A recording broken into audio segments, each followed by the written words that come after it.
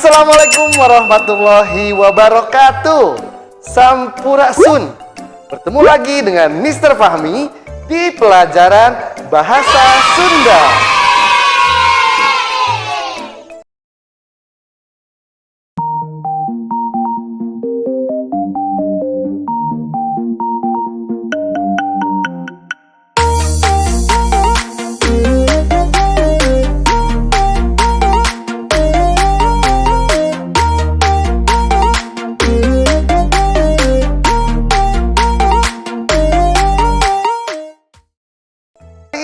Kita akan belajar tentang tata cara mengucapkan kalimat bertamu dalam bahasa Sunda.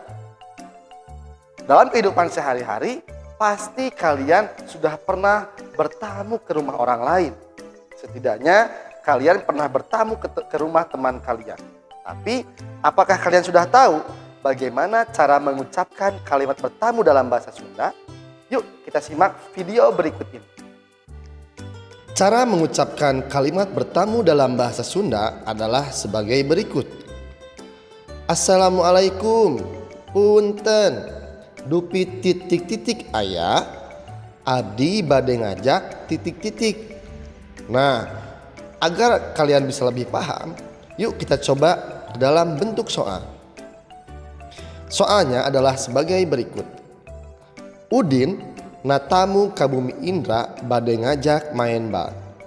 Artinya, Udin bertamu ke rumah Indra mau mengajak bermain bola. Maka kalimat bertamu yang harus diucapkan adalah sebagai berikut. Assalamualaikum, punten, dupi Indra aya, abdi bade ngajak main bal. Nah, bagaimana? Kalian sudah mengerti cara mengucapkan kalimat bertamu dalam bahasa Sunda?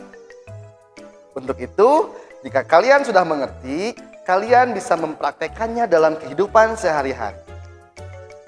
Sekian video dari Mr. Fahmi. Hatur nuhun.